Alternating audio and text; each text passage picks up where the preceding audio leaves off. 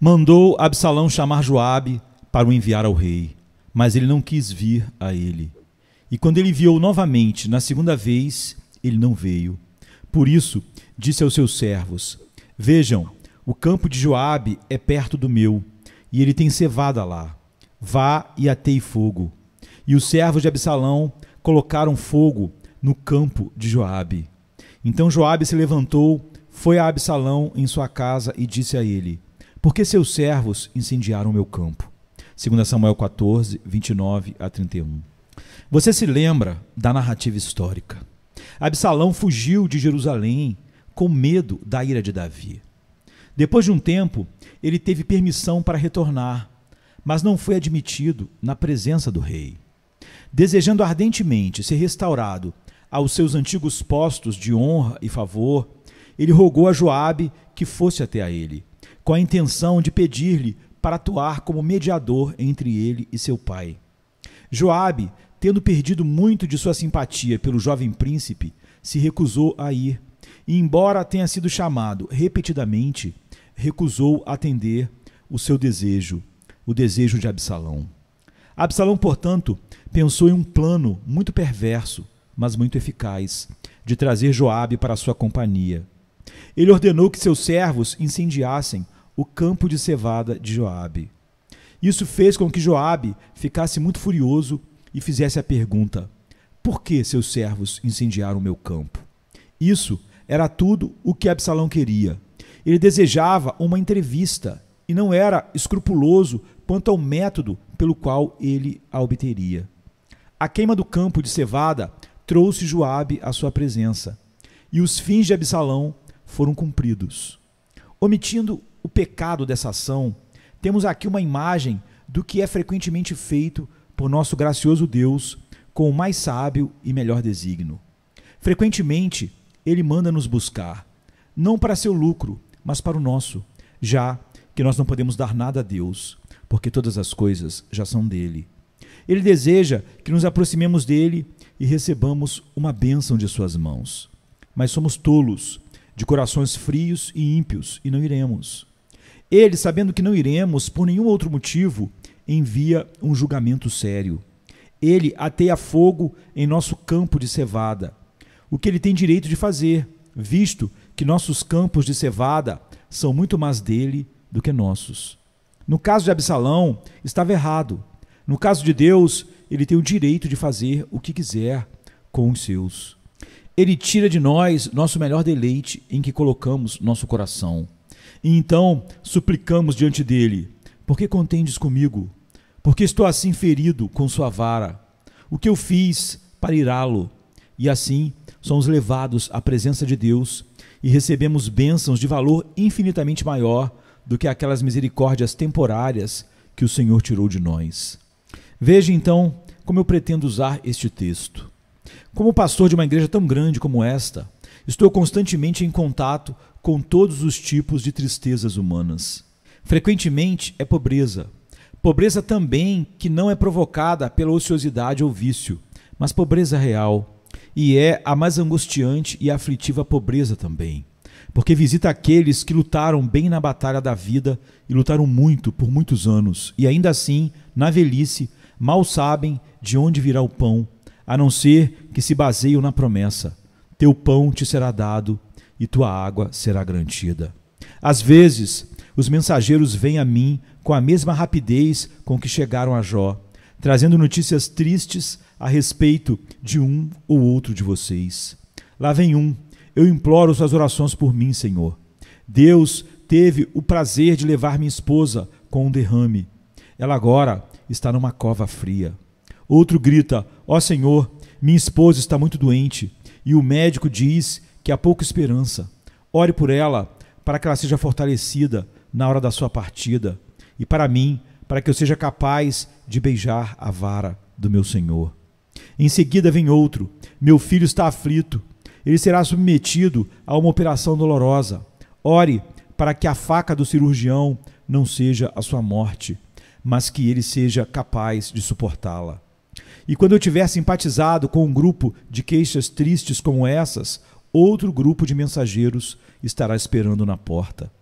Como poucas famílias passam muito tempo sem provações severas, dificilmente uma pessoa escapa por um longo período sem tribulação. Com mão imparcial, a tristeza bate à porta do palácio e da cabana. Por que tudo isso? O Senhor, nós sabemos, não aflige nem entristece de bom grado os filhos dos homens por nada. Porque pode ser que ele emprega tantos servos carrancudos e envia tantas vezes seu portador de vara negra. Porque pode ser? O que ele pode desejar? Talvez eu possa dar a resposta adequada a essa pergunta muito apropriada. E pode ser que eu possa ser tão útil para os aflitos quanto o carcereiro foi para Paulo e Silas, quando lavou os seus açoites e feridas. Apesar de que lavar com água e sal aqueles açoites e feridas deve ter sido bem dolorido. Meus amados, não podemos esperar evitar tribulações. Se os campos de cevada de outros homens não forem queimados, os nossos serão. Se o Pai não usar a vara em nenhum outro lugar, ele certamente fará com seus queridos e verdadeiros filhos, para que eles sejam purificados. Como diz Paulo e como nosso hino rima, os bastardos podem escapar da vara, afundado em um prazer vão terreno, mas o verdadeiro Filho de Deus não escapará, e não escaparia mesmo se pudesse. Seu Salvador deixou-lhe um duplo legado: no mundo tereis aflições, mas em mim tereis paz. Você desfruta de paz, não deve esperar que escape sem o privilégio da tribulação. Todo trigo deve ser debulhado, e a ira de Deus testemunha o peso do mangual tanto quanto qualquer outro. O ouro deve ser provado no fogo, e verdadeiramente o Senhor tem um fogo em Sião e sua fornalha em Jerusalém. Mas você, amado, tem 4 confortos muito especiais em todos os seus problemas. Você tem primeiro este doce reflexo que não há maldição em sua cruz. Cristo foi feito maldição por nós e chamamos sua cruz de madeiro amaldiçoado. Mas, na verdade, uma vez que Jesus foi pendurado sobre ele é muitíssimo bem-aventurado. E agora posso dizer a respeito da cruz da aflição: bem-aventurado todo homem que está pendurado neste madeiro. A cruz pode ser muito pesada, especialmente quando é verde, e nossos ombros não estão acostumados a carregá-la. Mas lembre-se, embora possa haver 1 tonelada de tristeza nela, não há um único grama de maldição nela. Deus nunca pune seus filhos no sentido de vingar a justiça. Ele castiga como um pai faz a seu filho, mas nunca pune seus redimidos como um juiz faz a um criminoso. Seria injusto exigir a punição das almas redimidas, visto que Cristo foi punido em seu lugar. Como o Senhor deve punir 2 vezes a mesma ofensa? Impossível. Se Cristo levou meus pecados e ficou como meu substituto, então não há ira de Deus para mim. E embora meu cálice seja amargo, não pode haver uma única gota de absinto da ira do Todo-Poderoso nesse cálice. Posso precisar aprender a ser sábio e prudente, mas nunca será sob a vara da justiça do lictor, mas sobre a vara da sabedoria dos pais. Ó cristão, como isso deve ser doce para você! Houve um tempo em que você estava sob a convicção do pecado, quando pensava que iria apodrecer em uma masmorra ou queimar na fogueira muito alegremente, se ao menos pudesse se livrar do sentimento da ira de Deus. E agora você ficará impaciente? A ira de Deus é o raio que fere a alma. E agora que você foi liberto desse tremendo perigo, você não deve ser dominado pelas poucas chuvas e vendavais que a providência lhe envia. Um Deus de amor inflige nossas tristezas. Ele é tão bom quando ele castiga como quando ele acaricia. Não há mais ira em suas aflitivas providências do que em seus atos de generosidade. Deus pode parecer cruel para a descrença, mas a fé sempre pode ver o amor em seu coração. Ó, que misericórdia que o Sinai tenha cessado de trovejar para nós.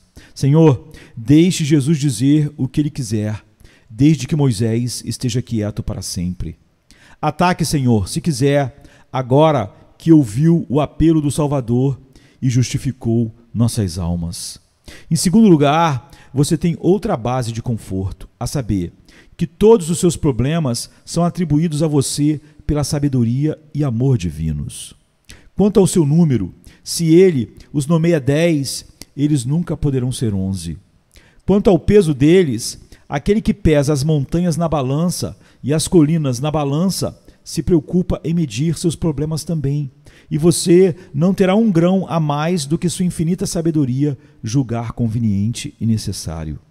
O diabo pode parecer estar solto sobre você, mas lembre-se de que ele é sempre um inimigo acorrentado.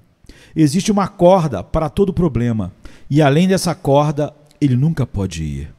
Nabucodonosor pode aquecer a fornalha 7 vezes mais quente do que o normal, mas o termômetro de Deus mede o grau exato de calor, e além dele a chama não pode se enfurecer. Embora 1000 reis como Nabucodonosor pudessem ficar sem fôlego de tanta fúria. Considere tudo o que você tem que sofrer como uma determinação da sabedoria governada pelo amor, e você se alegrará em todas as suas tribulações, sabendo que isso irá revelar a você a benevolência e sabedoria do seu Deus. Você tem um terceiro consolo, a saber que sob a cruz você tem muitos confortos especiais. Existem tônicos que Deus dá aos santos enfermos que ele nunca leva aos lábios de quem está com saúde. Cavernas escuras não podem deter os mineiros se eles sabem que lá podem ser encontrados diamantes. Você não precisa temer o sofrimento quando se lembra das riquezas que isso traz à sua alma. Não há como ouvir o rouxinol sem a noite. E há algumas promessas que apenas cantam para nós nas dificuldades e tribulações. É na adega da aflição que o bom e velho vinho do reino está guardado. Você nunca verá a face de Cristo tão bem como quando todos os outros lhe virarem as costas. Quando você entrar em tal confusão que a sabedoria humana está em falta, então você verá a sabedoria de Deus manifesta e clara. As visitas de amor que Cristo faz ao seu povo quando eles estão na prisão dos seus problemas.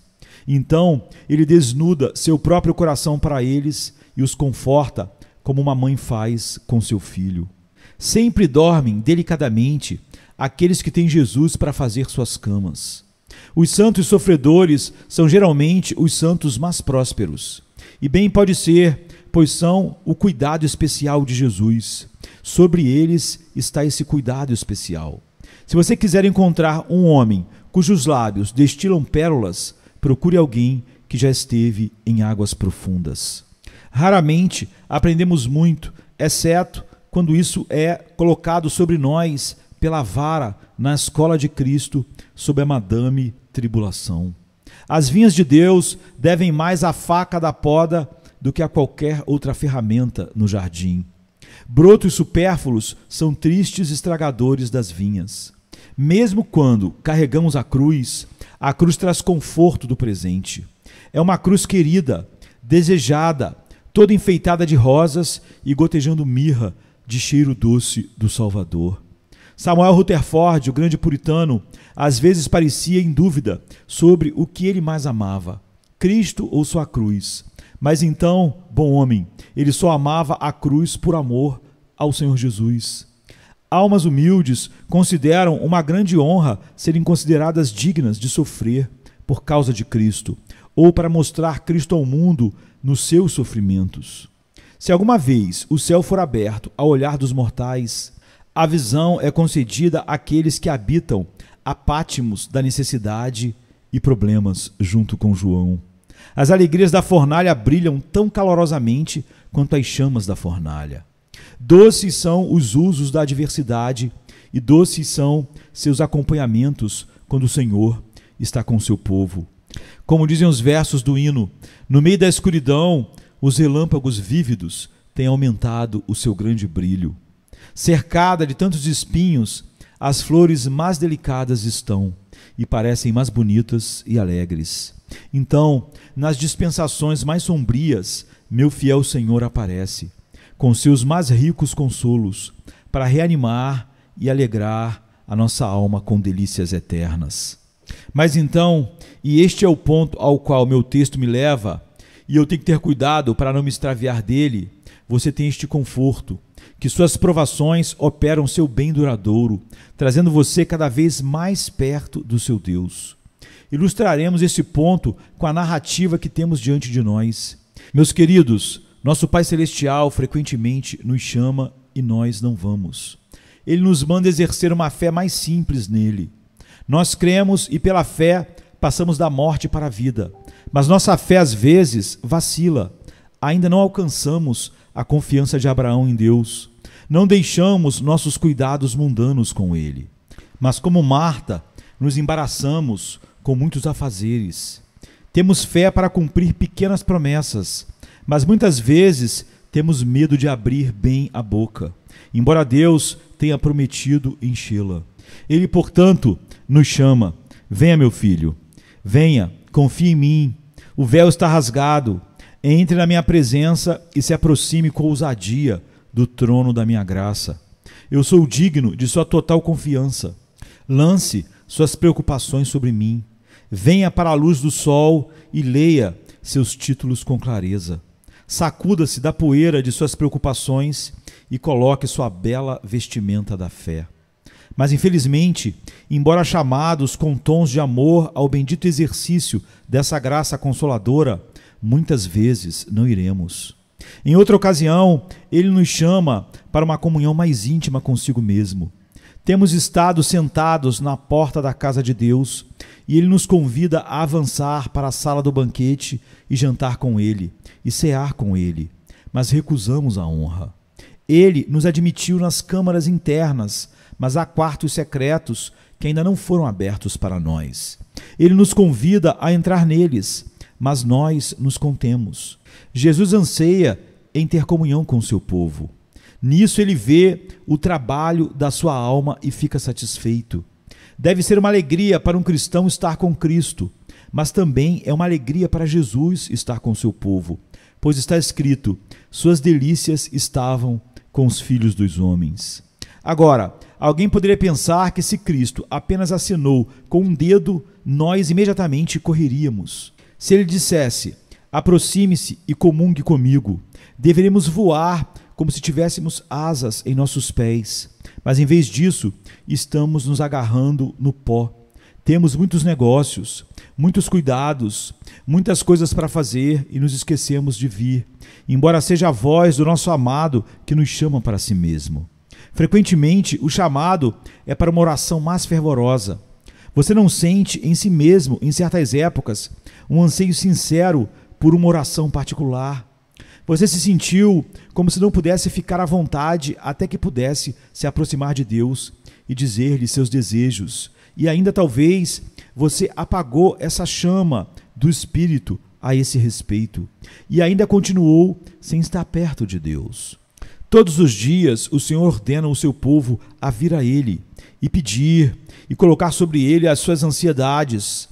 Ele é um Deus generoso, que se senta no propiciatório e se deleita em dar ao seu povo os maiores desejos de seus corações. E ainda, que vergonha, vivemos sem exercer este poder da oração e perdemos a plenitude da bênção que seria daquela cornucópia de graça para nós. A oração prevalecente com Deus. Ah, irmãos, somos realmente culpados aqui, a maioria de nós. O Mestre manda que oremos e não iremos. Frequentemente também nos chama a um estado mais elevado de piedade. Desse púlpito, tenho trabalhado para estimulá-lo a realizações mais nobres. E implorei a você que não descansasse satisfeito com suas realizações anãs, mas que avançasse para coisas mais sublimes e celestiais. Não clamei a você, amado, e lhe disse, como dizem os versos: esqueça os passos já trilhados e avance em seu caminho. Estou convencido de que existem cristãos tão avançados na graça além dos cristãos comuns, como os cristãos comuns estão além do homem profano. Existem alturas que os olhos comuns nunca viram, muito menos escalaram. Ó, há ninhos entre as estrelas, onde os próprios santos de Deus moram, e ainda assim, quantos de nós estamos contentes em ir rastejando como vermes no pó? Oxalá tivéssemos a graça de escalar as nuvens e subir no céu azul puro da comunhão com Cristo. Não servimos a Deus como deveríamos. Estamos frios como gelo, quando deveríamos ser como metal derretido, queimando em todo o nosso caminho, através de todas as situações. Somos como o deserto do Saara, quando deveríamos estar florescendo, como o jardim do Senhor. Damos centavos a Deus quando Ele merece libras. Não, merece o sangue do nosso coração para ser unido no serviço da sua igreja e de sua verdade. Somos apenas pobres amantes do nosso doce Senhor Jesus, não adequados para ser seus servos, muito menos para ser sua noiva. Se Ele nos tivesse colocado na cozinha para sermos servos da cozinha, temo que mal estaríamos preparados para o serviço.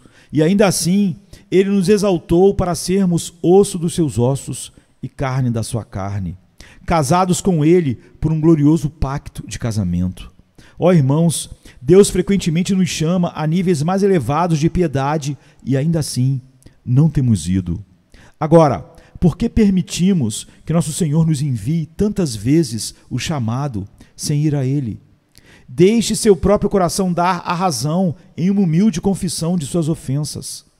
Meus irmãos, nunca pensamos que seríamos tão maus como somos. Se um anjo nos tivesse dito que deveríamos ser tão indiferentes para com Cristo, deveríamos ter dito como Azael fez a Eliseu: o teu servo é um cão para fazer esta coisa. Se qualquer um de nós pudesse ter visto sua própria história escrita pela pena de um profeta, teríamos dito: não pode ser. Se Cristo me perdoa, devo amá-lo. Se Ele tem o prazer de me fazer seu próprio irmão, eu devo servi-lo. Se sou o destinatário de tais misericórdias esplêndidas, devo fazer algo proporcional à sua generosidade. E, no entanto, até agora, temos sido ingratos, descrentes e até mesmo nos recusando a ouvir seu chamado ou obedecer à sua ordem. Ele disse: busque a minha face. E nosso coração não respondeu: Senhor, buscarei a tua face, como fez Davi. Por tudo isso, por não darmos ouvidos ao chamado manso de Deus, vem o problema. Assim como veio a queima do campo de cevada de Joabe, porque ele não quis visitar o jovem príncipe. O problema vem em todos os tipos de formas. Pouco importa a forma que ele assume, se ele apenas responde ao propósito de nos fazer obedecer ao chamado divino. Alguns cristãos têm sua prova na forma de doença.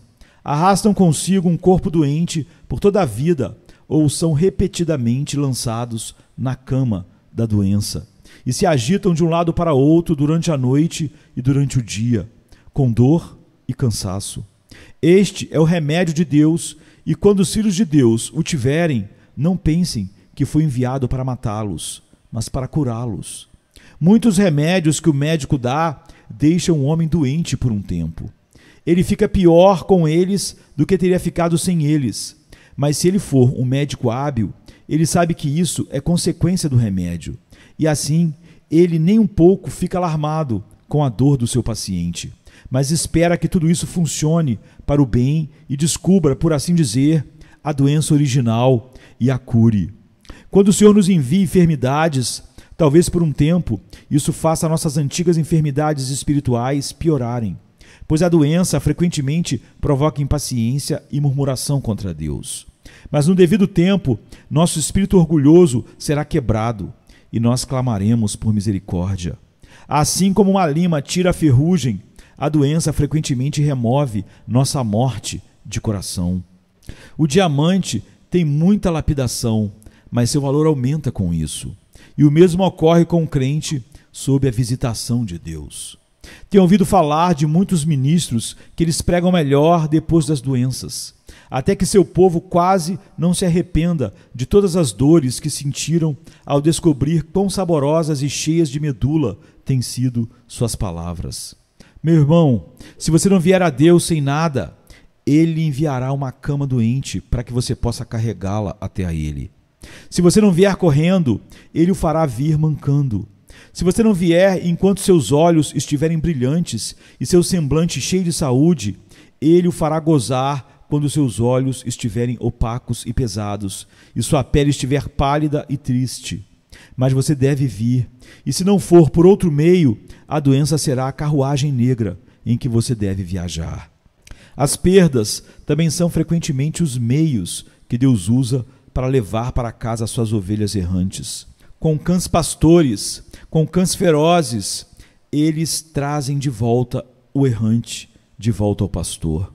Não há como fazer leões domesticados se eles forem muito bem alimentados. Eles devem ser abatidos por causa da sua grande força, e seu estômago deve ser abaixado um pouco, esvaziado um pouco, e então eles se submeterão às mãos do domador. E muitas vezes vimos o cristão ser rendido, obediente à vontade do seu Senhor, por falta de pão e trabalho duro. Quando ricos e prósperos, muitos cristãos professos carregam suas cabeças muito altivamente e falam muito orgulhosamente. Como Davi, eles se gabam: minha montanha está firme, nunca será removida. Quando o cristão fica rico, tem boa reputação, tem boa saúde e uma família feliz, ele também frequentemente admite o senhor segurança carnal para se banquetear em sua mesa com ele. Se ele é um verdadeiro filho de Deus, existe uma vara preparada para ele. Espere um pouco e pode ser que você veja a substância dela derreter os seus sonhos. Lá se vai uma parte da sua prosperidade, como logo os acres mudam de mãos neste mundo. Lá se vai uma parte de seu negócio. Nenhum lucro jamais voltará para ele nessa direção. Aquela dívida ali, uma conta desonrada aqui. Com que rapidez suas perdas vêm? Quando elas terminarão? Agora, à medida que esses embaraços vêm, um após outro, ele começa a ficar angustiado com eles e se dirige a seu Deus. Ó ondas benditas, que levam o homem sobre a rocha da salvação, bendita é a onda que nos lança sobre a rocha da salvação. Ó cordas abençoadas, embora possam cortar a carne se nos levarem a Jesus. As perdas nos negócios são muitas vezes santificadas para o enriquecimento de nossa alma. Se você não vier ao Senhor com as mãos completas, então você virá vazio. Se Deus, em sua graça, não encontra outro meio de fazer você honrá-lo entre os homens, se você não pode honrá-lo no pináculo das riquezas, ele o levará ao vale da pobreza. Luto também. Que cortes afiados da vara obtemos com estes, meus irmãos. Sabemos como o Senhor os santifica para trazer seu povo para perto de si mesmo. Devemos ficar muito contentes em pensar que o próprio Cristo uma vez sofreu perda como nós. Tácito nos diz que um anel de âmbar era considerado sem valor entre os romanos até que o imperador começou a usá-lo.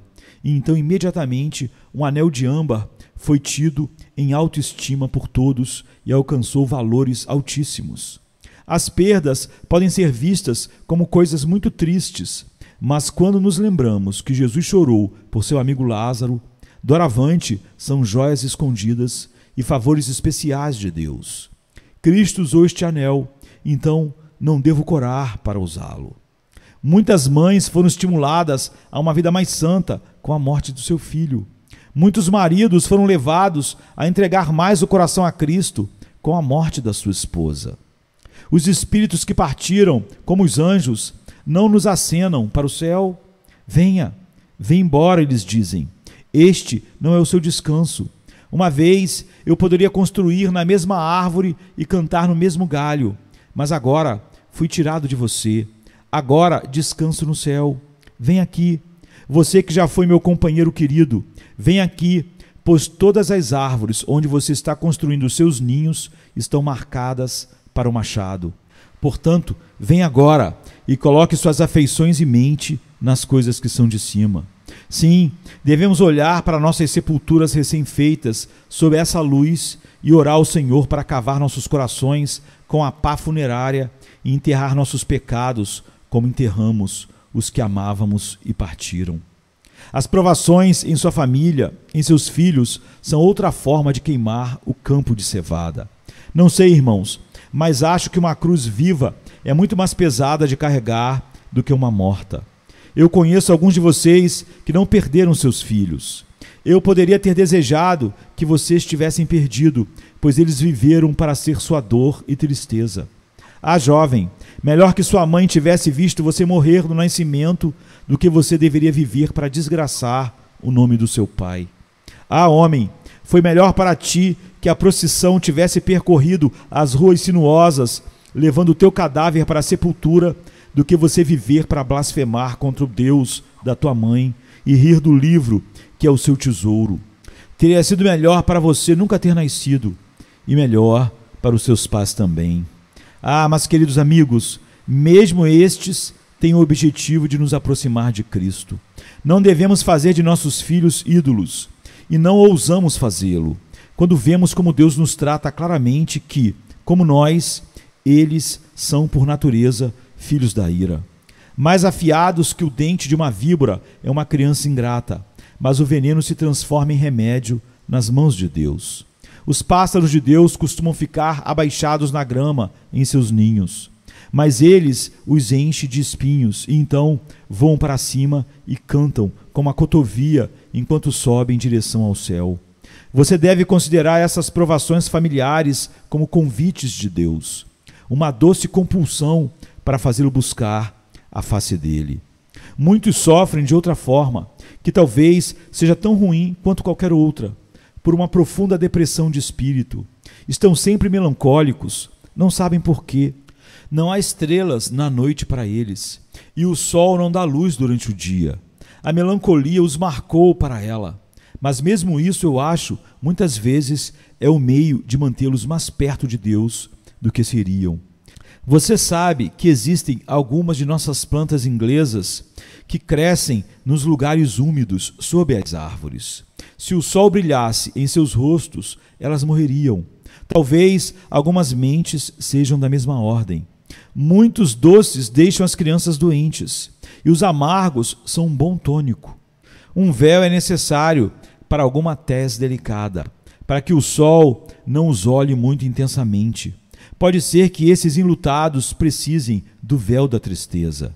É bom que tenham sido afligidos, mesmo com esta forte depressão de espírito, porque os mantém perto do seu Deus. Então, há aquela outra aflição, ter escondido de nós o semblante de Deus. Quão difícil de suportar, mas quão benéfico. Se não nos mantivermos perto do nosso Senhor, Ele certamente esconderá seu rosto de nós. Você já viu uma mãe saindo com seu filho pequeno, quando ele acabou de aprender a andar? Enquanto ela anda pela rua, o pequeno corre para lá e para cá, para a direita e para a esquerda. Então a mãe se esconde por um momento. Então a criança olha em volta preocupado e não vê a mãe e começa a chorar. E então a mãe sai. Qual é o efeito? Ora, ele não vai mais se afastar da mãe. Com certeza vai segurar a mão dela depois disso. Então, quando começamos a nos afastar de Deus, Ele esconde o seu rosto. E então, uma vez que temos um amor por Ele, começamos a chorar por Ele. E quando Ele mostra seu rosto, mais uma vez, nos agarramos a Ele com mais amor desde então. Portanto, o Senhor tem o prazer de abençoar nossos problemas para nós. Agora, cristão, e quanto a tudo isso? Você está com algum problema agudo agora?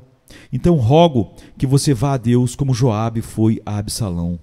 Por que os teus servos incendiaram o meu campo? Mostre-me por que tu contendes comigo. E nós vamos orar. Sonda-me, ó Deus, e conhece o meu coração. Prova-me e conhece os meus pensamentos, e vê se há em mim algum caminho mau, e guia-me pelo caminho eterno. Faça desta uma época especial de humildade e exame de coração. Agora, que todo o pecado que os assedia seja expulso. Quando Deus vem varrer, você se abre para a limpeza que Ele traz. Quando você está sob a vara, é seu dever fazer uma confissão completa das ofensas passadas e orar para ser liberto do seu poder no futuro. Ou você não tem nenhum julgamento hoje, meu irmão? Então veja se não há algo que pode levar Deus a enviar um.